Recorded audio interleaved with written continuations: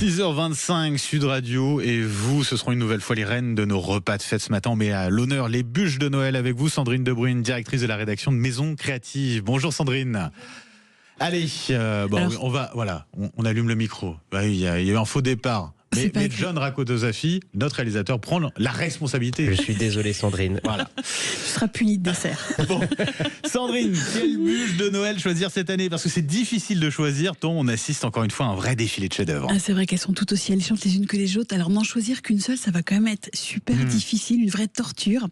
Alors je vous propose ce matin de commencer par celles qui font écho à la tendance Pantone 2026, la grande révélation qu'on attendait, qui s'appelle Cloud Dancer. C'est un blanc cassé, assez aérien, qui par sa simplicité évoque le calme, la clarté, laisse place à de nouvelles idées. Beaucoup de débats sur cette couleur qui n'est pas une couleur. En tout cas, nous, côté bûche, on a du choix.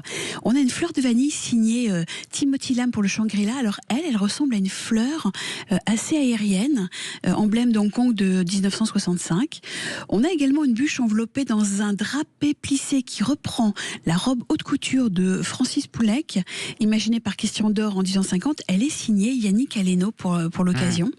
Tandis que Michel Barcciotti, pour le Four Seasons du Georges V, a pris, lui, la bûche vraiment au pied de la lettre, avec cette année une délicate branche enneigée qui part un petit peu, qui paraît assez aérienne. Tout aussi spectaculaire, j'ai envie de vous dire, la fameuse longue vue copie conforme de celle qu'on peut trouver sur les hauteurs de la fameuse Tour Eiffel, nommée Voyage extraordinaire, pour observer la ville. Elle est signée évidemment Kevin Rabateau, avec le chef étoilé Frédéric Anton pour le Jules Verne. Alors évidemment, elles sont toutes composées de coques au chocolat blanc, puisqu'elles sont justement, elles ont un blanc quand même un petit peu prédominant. On a une tour de Pise, figurez-vous, un monument italien quand même qui est classé au patrimoine, et c'est Geoffrey Kahn qui s'y est collé.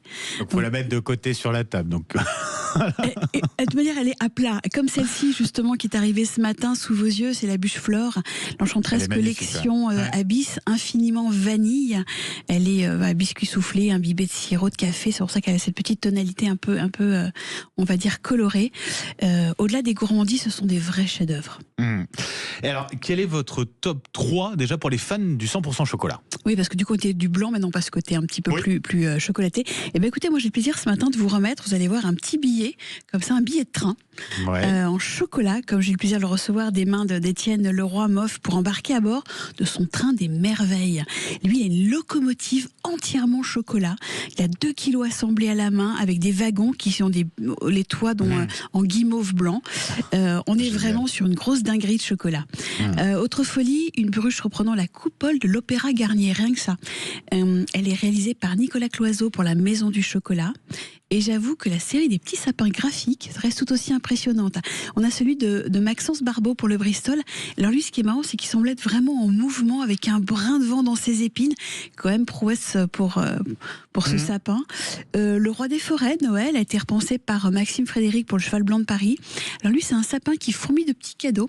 Le chef pâtissier et ses équipes ont imaginé une bûche sans 75% de chocolat.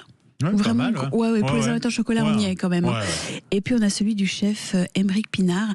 Lui, il est un petit peu joufflu en fait. Il s'inspire des sapins qui ont pris un peu le vent, donc qui gonflent un petit peu. Il a beaucoup de noisettes, il a une forme et une texture assez attractive. C'est plus gourmand. J'ai vu que la canne à sucre avait été aussi une source d'inspiration pour certains. Alors rapidement, effectivement, le sucre d'orge canne à sucre de Claire Hetzer, lui on est vraiment sur du chocolat.